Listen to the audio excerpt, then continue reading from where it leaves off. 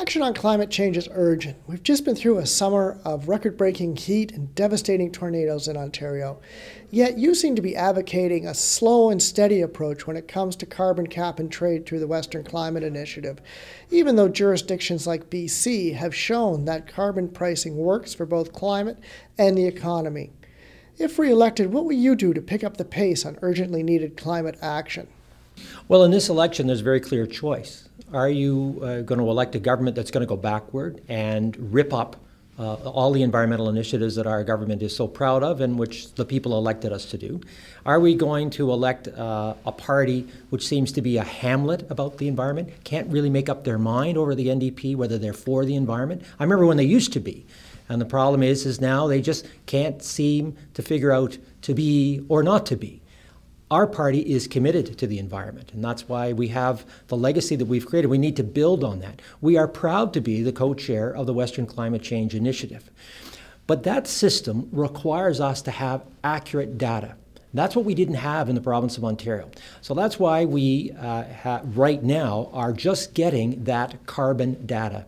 If you watch what's going on in Europe, you understand how important it is that if we're going to use a market-based cap and trade system, like we did with sulfur dioxide and helped us to eliminate acid rain, that you have to have a market that is robust and that is based on actual carbon emissions. That information is coming into my ministry right now, and that will form the basis of our ability to first cap and then trade that amount of carbon in the natural environment.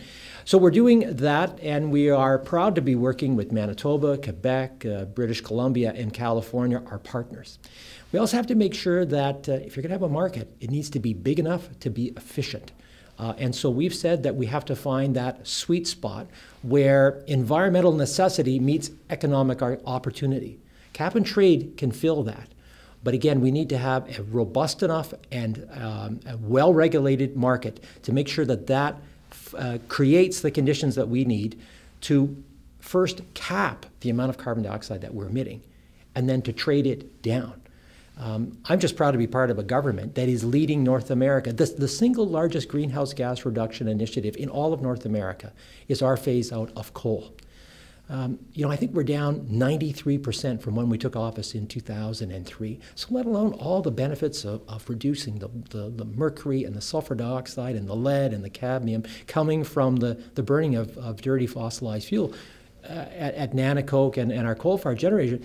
We're having this tremendous reduction in greenhouse gas emissions. And we're doing all of that without any help from the federal government.